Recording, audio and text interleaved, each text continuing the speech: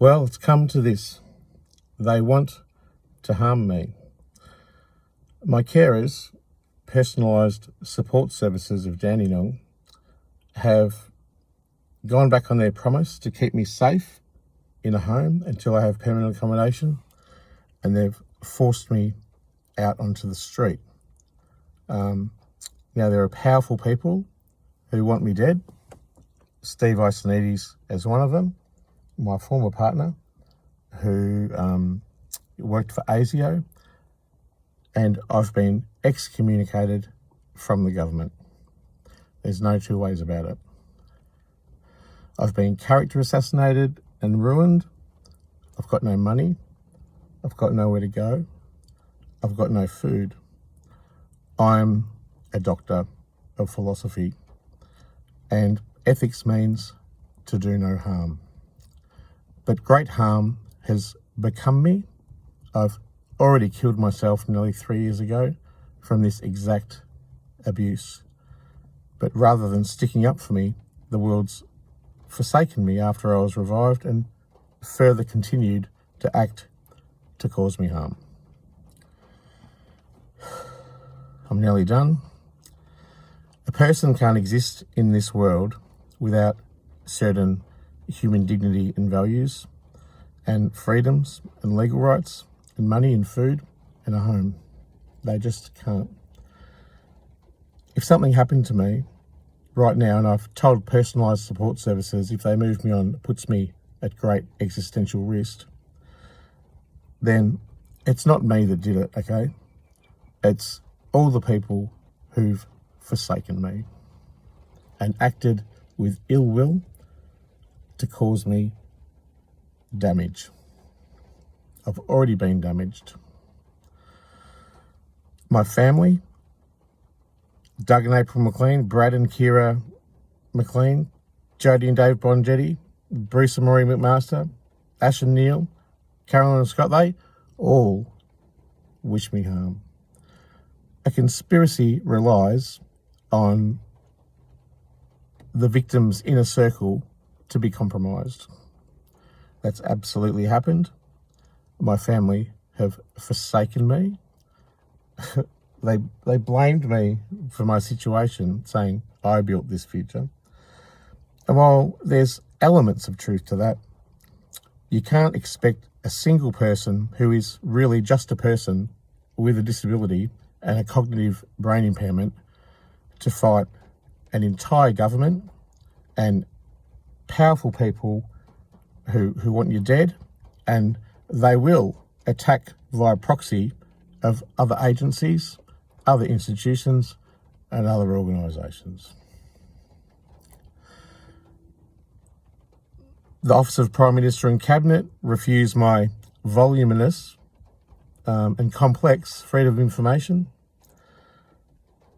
I've been systemically and politically robbed of all my money. I've been persecuted to death and then revived and then forsaken by everyone. And I've been forced even to do a bit of cock for rock action.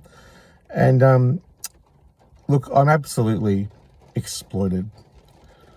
It's within everyone's remit to make a human rights abuse complaint. They could do that, but I haven't got one single person left in my life because I'm the most hated man in Australia.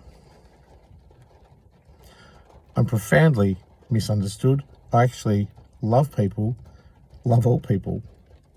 I actually just wanted to enjoy my time on the earth with my dog, but she's locked up in the rain without shelter, and personalised support services have locked her outside. I don't even know food and water.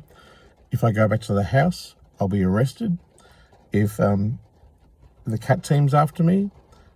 So the very whole government's witnessed me and intelligently designed by persecuting me, my poverty, and then waited till I was distressed, homeless, and in the car to call the last hurrah, which is the mental health services, who are only poised and tasked to, as a last resort, as their obligation to literally keep someone alive.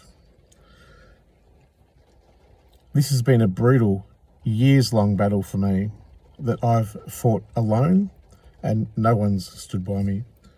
If you would like to support me, you can PayID 04 51 80 4410, or you can call that number, or you can email me on richarddrawsstuff@gmail.com. I'm nearly dead. They've done this to me. If something happens to me, or if something happens to my dog tonight, they have done it. They, meaning powerful people who you've all stepped in to support. I've really had enough. I'm not suicidal. I'm hoping for an 11th hour reprieve. Will someone out there please help me? I've been sexually abused. I've been drugged and raped. I've been violently attacked. I've been persecuted so bad I killed myself. It's been covered up. And I've been force medicated for ingrained delusions of persecution. That's abhorrent. I'm without medication. I haven't even got a psychologist or a psychiatrist. On my recent hospitalisation, they rejected me, moved me to a new area. I went for an interview and they rejected to take me on as a client. I'm profoundly and utterly, almost biblically excommunicated from everything. I'm actually starting to think I might be Jesus Christ Part 2. But anyway, can someone help me? I've got nowhere to go. I've got no food. I'm the victim of a conspiracy to pervert the course of justice. It aims to cause me harm. It has caused me harm, and it's still causing me harm. And everyone's on board. My parents, my friends, agencies, all lawyers. I'm a failed whistleblower. I can't go to police, and I can't be a whistleblower either. There's really no recourse for me or way I can get out of this. I've done a lot of advocating for myself online. If anything happens to me, it'll be my victory from beyond the grave. But I really don't want to die. So if anyone out there wants to help me, can you please do it, and please do it urgently, because my dog's out in the rain. I haven't got a house. I haven't got money. I haven't got food. I haven't got rights. They want to kill me. And it shouldn't really rest with me that if that happens, that it's my fault or my mental illness, because that's the very thing that they're exploiting, willingly, consciously, and with malicious intent to cause me harm and kill me. Can anyone help?